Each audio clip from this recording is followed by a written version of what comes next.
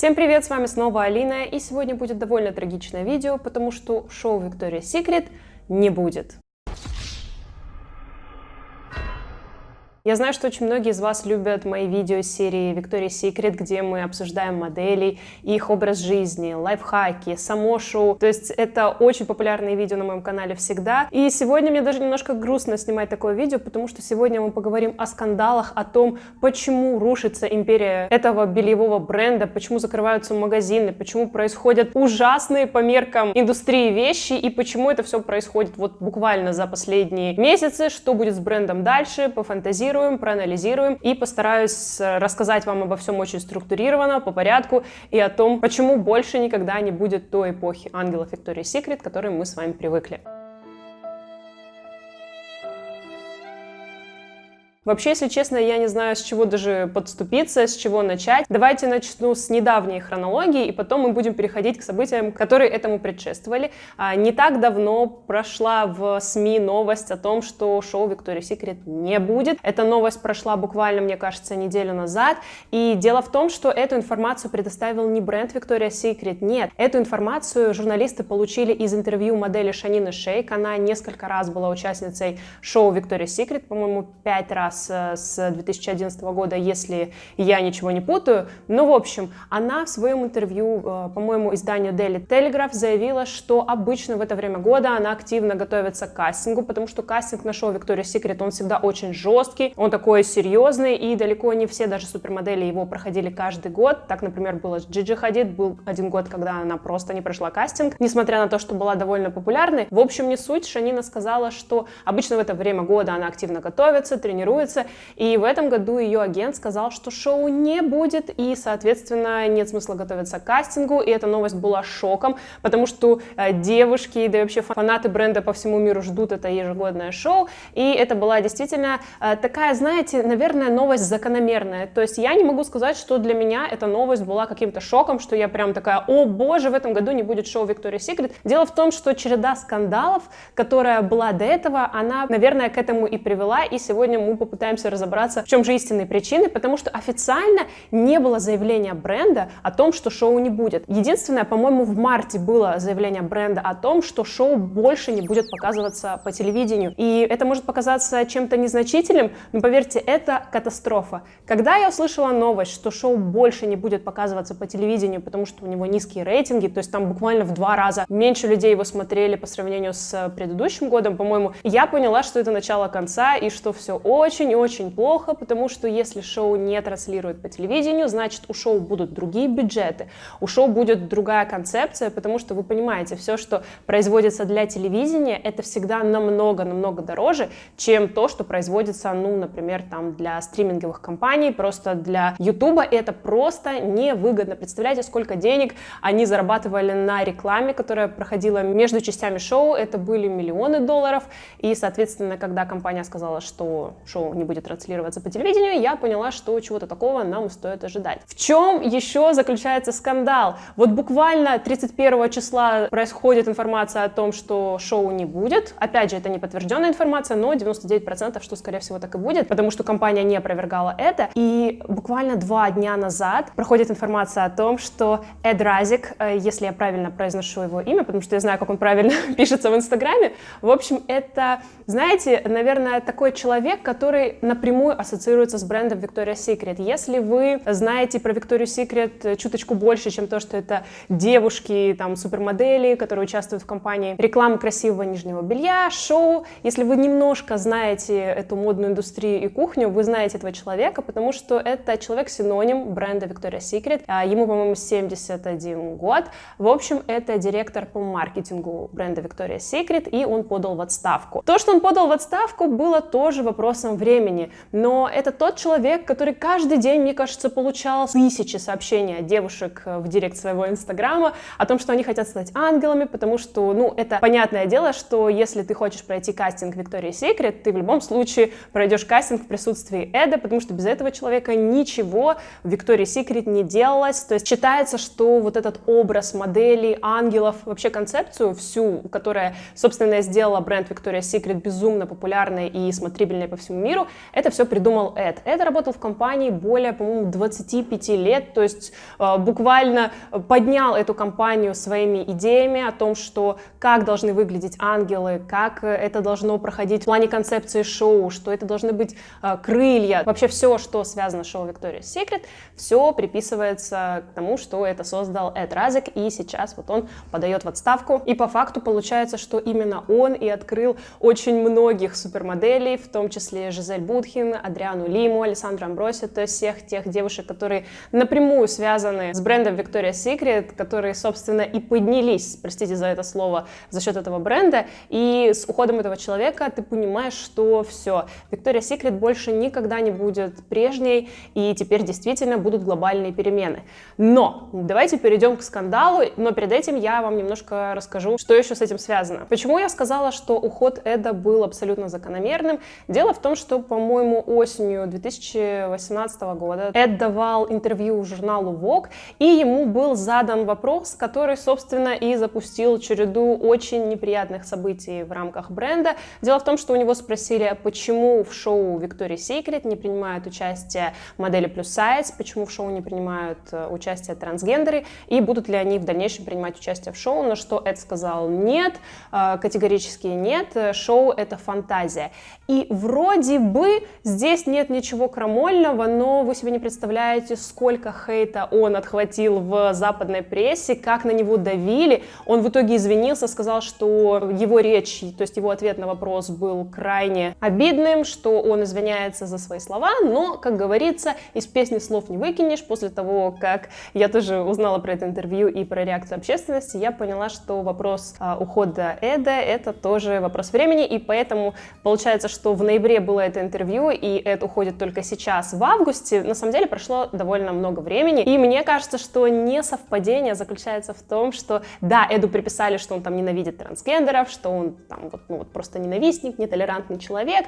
Начали все грехи Victoria's Secret припоминать, начиная с того, что они не поддерживают бодипозитив, о том, что у них мало темнокожих моделей, о том, что у них практически нет ангелов, по-моему, азиатов. Короче, все начали припоминать бренду, припоминать конкретно Эду. И буквально недавно, по-моему, в понедельник, прошла информация о том, что впервые в рекламной кампании бренда, по-моему, в сегменте Pink, будет принимать участие фанфары модель трансгендер. Валентина Сампайо, по-моему, это португальская модель, и да, официально она теперь модель, которая принимает участие в рекламной кампании Victoria's Secret, и буквально, что вы думаете, через 2 дня Эд уходит с поста. Мне почему-то кажется, что это было именно показательное выступление руководства бренда, то есть получается так, что вот они берут тему о том, что Эд закидывает, что трансгендеры не будут принимать участие в шоу, не будут принимать участие в рекламных кампаниях, и чтобы вывернуть это все красиво, они в понедельник нанимают модель трансгендера, и сразу через 2 дня, получается, Эд уходит. Получается, что это решение Эда, и что вот компания, мы поддерживаем трансгендеров, это Эд плохой, это Эд говорит бред, и вот вроде как мы такие лапочки, вы нас должны простить, мы трансгендеров поддерживаем, это Эд у нас плохой, и, собственно, мы его как бы и выгоняем. Конечно, там все это сопровождалось тем, что говорилось, что Эд давно планировал, что вот он устал, он уже так много лет работает на бренд, и вообще ему хочется отдохнуть. Мне кажется, все это бред. Это просто такой сложный политический ход руководства, которое я думала, что никто, собственно, этого не поймет. И да, на самом деле, что касается модели Валентины Сампайо, тут вообще нельзя абсолютно ни к чему придраться в том плане, что она выглядит бомбически. Ну, она, так как она уже стала девушкой, и то, что она выглядит и олицетворяет то, как должен выглядеть ангел или хотя бы модель бренда Victoria's Secret, это не обсуждается, тут реально не к чему подкопаться. Вы просто зайдите на ее страничку в Instagram, просто забейте, как она выглядит вообще в интернете, и вы поймете, что, действительно так мы себе ангела Victoria's Secret и представляем, тут не к чему подкопаться, и мне кажется, именно поэтому эту модель трансгендер и выбрали, потому что, вот она вся такая ангельская, но при этом политически правильно, что ее нанимают, и сразу после этого Эд уходит. Даже учитывая это, бренд не выбрался из той дыры, в которую сам себя засунул чередой скандалов. Я считаю, что даже вот это интервью Эда — это не самая большая проблема. На самом деле бренд Victoria's Secret, его уже несколько последних лет критикуют, как я уже говорила, за отсутствие там бодипозитива, потому что, ну вот они в том году пригласили на показ Барбару Палвин, которая в этом году теперь еще и ангел Victoria's Secret, хотя какой она теперь ангел, она как бы в этом году не пройдется по подиуму в крыльях, и как-то это очень обидно, мне кажется. В общем, ее многие даже не считают моделью плюс сайз, потому что, ну, она не совсем отражает формат той модели плюс сайз, которую принято считать моделью этого параметра. То есть вы можете посмотреть просто на рекламные кампании, например, бренда белья той же Рианы, там действительно полное многообразие форм, комплекций, цветов кожи, там действительно вот хороший такой серьезный размерный ряд. Victoria's Secret, конечно, грешит тем, что у них этого ничего нет, и мне кажется, что грядут огромные перемены, потому что вы можете критиковать и говорить, что вот бренд Victoria's Secret — это то, что там олицетворяет, вот как говорит Эд, фантазию, что это прекрасно, это какие-то идеальные женщины, не хочется смотреть, и хочется рассматривать, хочется на них быть похожими, и это все здорово, это классно, но вы понимаете, Victoria's Secret — это в первую очередь бизнес, это не философия, это не даже шоу, это в первую очередь бизнес. Все, что делается в бизнесе, работает на то, чтобы бизнес приносил деньги. И если бизнес становится убыточным, либо теряет очень много денег по сравнению с предыдущими годами, то нужно что-то менять. И то, что работало в нулевых, то, что работало в эпоху так называемого гламура, когда это все пропагандировалось, сейчас в современных реалиях не работает. И бренд очень долго этому сопротивлялся, держался реально до последнего, он сопротивлялся всем современным тенденциям, и все, теперь к их скорее сожалению, потому что они так долго держали за этот свой образ, который все-таки морально устарел. Как бы мне сильно не нравились ангелы Victoria's Secret, как бы я не обожала шоу, я понимаю, что это не отражает современные тенденции, и отношусь к этому именно как к бизнесу, и я понимаю, что такой бизнес станет убыточным в мире, когда идут тенденции к разнообразию форм, потому что, извините, но не все далеко девушки выглядят как ангелы Victoria's Secret, и потребитель в первую очередь хочет ассоциировать себя не с чем-то супер идеальным, потребитель хочет ассоциировать себя, наверное, с чем-то реальным, и когда он видит белье на какой-то девушке, он хочет видеть, как это белье будет смотреться и на нем в том числе. То есть, когда вы видите ангела Victoria's Secret, вы понимаете, что белье сидит офигенно, но вы также понимаете, что во что этих девушек не одень, все на них будет смотреться хорошо, и современная тенденция такова, что нужно показывать многообразие форм, и это действительно положительно сказывается на продажах. Я понимаю, что бренд Victoria's Secret, по-моему, до сих пор владеет там четвертью рынка белья вообще в Америке, и это огромные цифры, но также у бренда появляются и большие проблемы, связанные с тем, что бренд очень многими потребителями сейчас бойкотируется как раз-таки за счет этих скандалов, за счет нетерпимости, за счет того, что они не пропагандируют бодипозитив и многообразие женских форм, и за счет этого, насколько я слышала, позакрывалось очень-очень много магазинов в Северной Америке, по-моему, около 50, я не вру, я если найду цифру, оставлю на экране. Но, в общем, на самом деле это действительно очень сильно сказалось экономически на бренде. И это не единственный скандал. Вот самое интересное, мы уже так много обсудили, но, к сожалению, это не единственный скандал. И бренд Victoria's Secret, получается, ассоциируется теперь еще с сексуальными домогательствами, проституцией, причем проституцией и торговлей женщинами, девушками и даже детьми.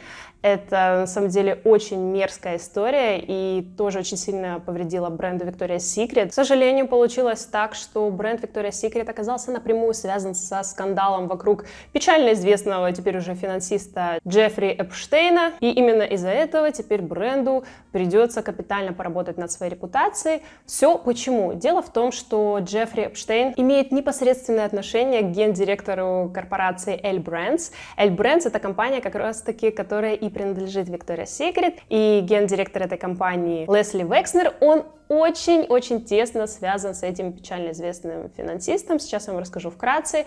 Дело в том, что Джеффри Эпштейна обвиняют в том, что он вовлекал в так называемое сексуальное рабство несовершеннолетних девушек и одновременно при этом не скрывал своей дружбы с гендиректором компании, который, собственно, и принадлежит бренд Victoria's Secret. Вы же понимаете, что тут сразу разрослись дополнительные слухи, тут начали появляться модели, которые начали поднимать какие-то прошлые истории, и все это вылилось в огромное разбирательство. Я считаю, что это ужасно, это просто катастрофа, которая, даже мне это не хочется обсуждать, она настолько мерзкая и неприятна, потому что всплывали просто неприятные подробности, связанные с несовершеннолетними девушками, потому что в 14 лет для меня девушка все-таки еще ребенок, и когда вскрываются такие подробности, что этот человек использовал в том числе свою дружбу с гендиректором компании, которая принадлежит Victoria's Secret, и он говорил о том, что чтобы попасть в Victoria's Secret, нужно пройти через него, то есть он как своеобразный такой скаут,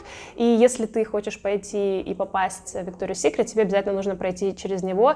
Это омерзительно, это ужасно, и учитывая тот период, когда Victoria's Secret была на коне, когда любая девушка просто, которая имеет отношение к модельной индустрии, была готова реально на все, чтобы попасть в этот бренд, изменить свою жизнь к лучшему. Это были в том числе девушки из не очень обеспеченных семей. Они хотели как-то получить свой золотой билет в будущее, и получалось так, что в итоге они получали совсем другие последствия. Мне кажется, что это омерзительно, то, что имя бренда Victoria's Secret теперь ассоциируется и с такими грязными, порочащими вещами. Одно дело, когда какой-то no-name, какой-нибудь фотограф говорит о том, что вот, через меня можно попасть в Victoria's Secret, это, знаете, каждый может сказать. А здесь человек действительно имел отношение к бренду, действительно знал человека, он занимался, по-моему, даже финансами Векснера, и это все, понятное дело, складывалось А и Б, и ты понимала, что, наверное, этот человек действительно имеет отношение к бренду, и да, там было очень много некрасивых историй, которые я не хочу обсуждать. Я думаю, самого факта того, что человека обвиняют в вовлечении несовершеннолетних в проституцию и в сексуальное рабство, в домогательство, там очень много обвинений, я думаю, вам этого должно быть достаточно. То, что касается того, о чем мы говорим в рамках этого видео, самая большая проблема заключается в том, что была такая информация, и если такая информация уже запускается, то, поверьте, из новостных изданий ее не выкинуть, о том, что Векснер, то есть владелец бренда Victoria's Secret, он поставлял человеку, которого обвиняют в таких ужасных вещах, девушек. И понимаете, в этих статьях, в этих интервью нет информации о том, что какие-то ангелы Victoria's Secret, какие-то супермодели, девушки, которые участвовали в шоу, как бы кого-то в чем-то обвиняли. Мы никогда не узнаем правды, но сам факт того, что не бывает дыма без огня, наверное, имеет место быть. И я не считаю, что вот сейчас стали всех обвинять в сексуальных домогательствах, пытаются всех собак на кого-то спустить. Вы понимаете, сейчас просто такое время, когда стало меньше информации замалчиваться. Если раньше считалось нормальным для того, чтобы пробиться в модельном бизнесе, что был такой стереотип, что если ты хочешь стать известной моделью, тебе надо через кого-то пройти, перед кем-то лечь, и даже у многих был такой стереотип и про ангелов Victoria's Secret, что мол, это очень дорогие и обеспеченные девушки из эскорта. Это, конечно же, в целом бред, потому что девушки действительно пахали, у них очень много кампейнов, эти девушки действительно работали ради того места, где они находятся сейчас, но тень кидается в том числе и на них, в том числе и на бренд. И сейчас, к сожалению, такое время, что бренд Victoria's Secret больше не становится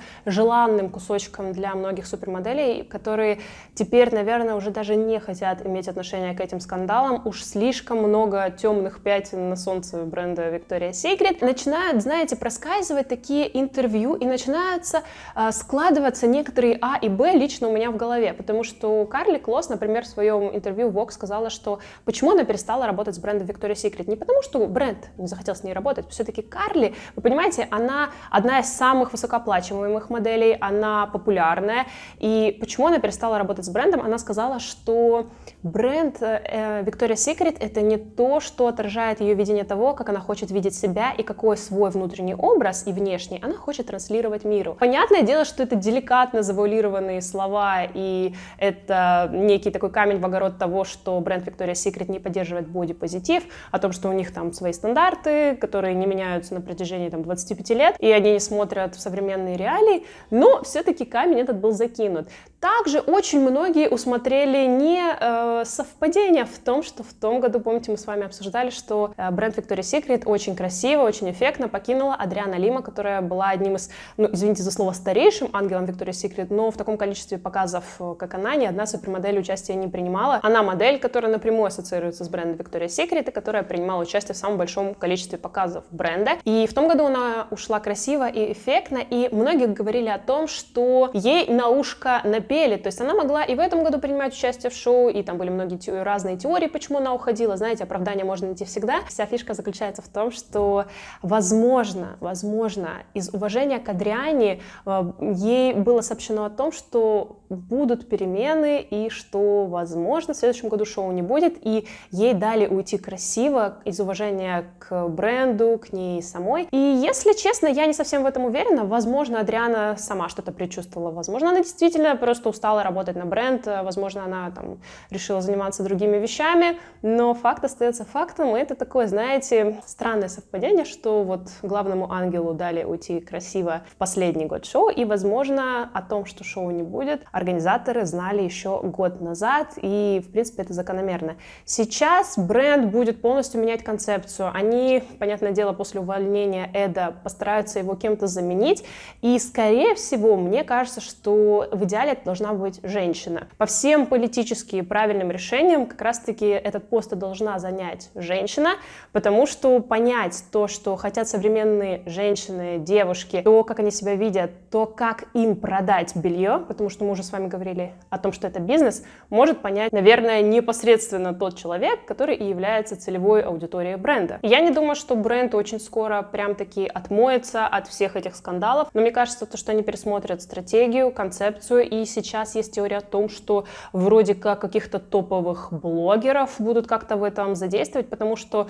это тоже в противовес тому, что говорил Эд. Эд говорил, что нет, мы не смотрим в сторону социальных сетей, в сторону блогеров, это нам не интересно, вот он свою консервативную дорожку пропагандировал, и все. Я думаю, что бренд будет делать такие действия, которые будут направлены как раз-таки в противовес тому, что говорил Эд, и как раз-таки в противовес тому, за что Эда критиковали, соответственно, будут смотреть в сторону блогеров. Это 100%, потому что вот просто давайте, я не буду спойлерить, но вы увидите, что через год очень сильно все поменяется. Возможно, шоу не закрывается навсегда, возможно, оно будет в этом году, возможно, они просто подогревают интерес, но велика вероятность как раз-таки того, что шоу в этом году не будет. По-моему, за 25 лет такое было всего однажды. Тогда ангелы, они вместо шоу поехали в тур по городам Америки. Это было тоже очень интересно. То есть бренд взял такой перерыв. Возможно, сейчас бренду тоже нужно взять перерыв для того, чтобы с новыми силами выпускать шоу. Но какого формата это шоу будет? Вряд ли это будет что-то такое же зажигательное, как во времена, когда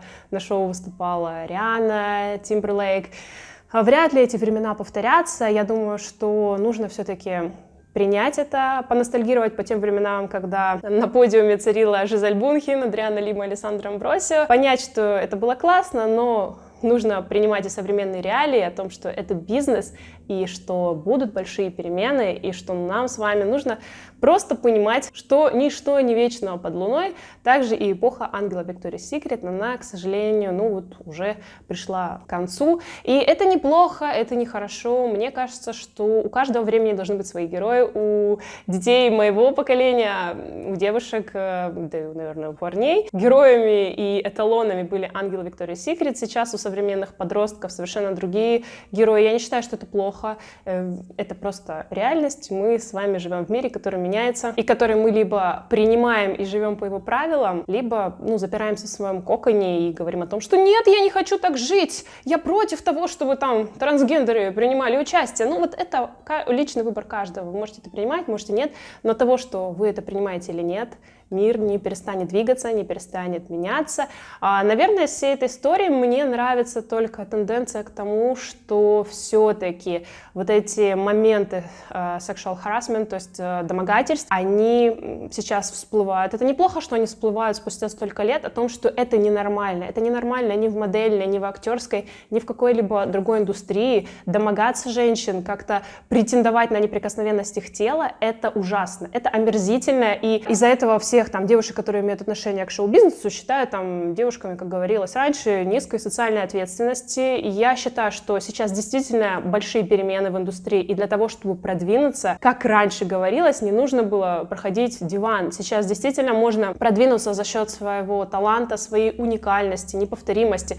Даже как раз-таки, особенно если ты не соответствуешь тем старым стандартам красоты. И это нормально. Это то, к чему, собственно, все бренды сейчас идут. И да, они это делают неспроста. Бренды, которые пропагандируют там, вот эти плюс-сайз, которые пропагандируют там трансгендерность, это бренды, которые заботятся в первую очередь о своей прибыли. Никто, поверьте, в мире, который принадлежит Зеленому Франклину, не делает ничего просто так. Все это делается, да, вроде с благой целью, но для того, чтобы заработать больше денег на вот этих чувствах, в том, что, ой, как классно, этот бренд поддерживает там ту категорию людей, этот бренд поддерживает ту, и на вот этом чувстве солидарности, в том числе деньги поднимаются, это неплохо. Знаете, ну, благие намерения в данном случае, они, наверное, оправданы. Я также рада, что сейчас разоблачаются многие фотографы, которые как раз-таки совращали девушек, писали им, ну, очень непристойные вещи девушкам-моделям. Если интересно, я тоже найду, оставлю ссылку в описании, вы почитайте, потому что был большой скандал, в том числе и с фотографом по имени Тимур, он так, по-моему,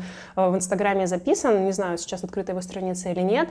Это очень известный фотограф, то есть он известен в первую очередь сотрудничеством с брендом Victoria's Secret, о том, что он фотографировал очень многих ангелов, моделей, и когда молоденькая такая неопытная девушка заходит на его страницу, она думает: вау, он фотографировал Кэндис, он фотографировал Адриану, он работает с Victoria's Secret, он классный, то есть и подсознательно эта девушка, наверное, ему будет больше доверять, потому что, ну, крупный бренд, он бы не нанимал какого-то маньяка. А оказалось, что не так. Этот фотограф оказался настоящим извращенцем, он домогался многих девушек, и много-много чего неприятного всплыло. Нельзя говорить, что там все было правда, но тоже дыма без огня не бывает, потому что там были реальные переписки того, что писал этот человек, и если бы это было все, наверное, неправда, я думаю, он бы так быстро, поспешно свою страницу не закрывал, он постарался это опровергнуть, но нет. Факты говорят сами за себя. Я надеюсь, что это видео вам понравилось, надеюсь, что вы поняли мой посыл, надеюсь, что вы как-то разобрались в этой ситуации, потому что я постаралась в одном видео уместить вообще всю историю скандалов последнего времени с брендом Victoria's Secret. Если вам интересны такие видео и дальше, чтобы, ну, я рассказывала про бренд, про модели и что-то еще, потому что, как оказалось, что на русском ютубе Victoria's Secret больше всего ждут от меня. Вы мне постоянно пишете, скидывайте ссылки на эти статьи: Алина, сними про это видео, сними. И я говорю: да-да-да, вот, в пятницу видео выйдет. Надеюсь, что я его сегодня все-таки загружу. Подписывайтесь обязательно на мой инстаграм, там вы мне можете скидывать какие-то идеи для следующих видео. Там я, в принципе, с вами на связи, стараюсь что-то интересное выкладывать, сторисы там. Обещаю, что скоро там будет кое-что интересное. Вот, правда, подписывайтесь на мои обновления. У меня есть группа ВКонтакте, там тоже можем быть с вами на связи. И, конечно, подписывайтесь на мой канал и нажимайте на колокольчик, иначе вы пропустите мои следующие ролики. Ну а с вами была Алина. Увидимся в следующем ролике. Пока!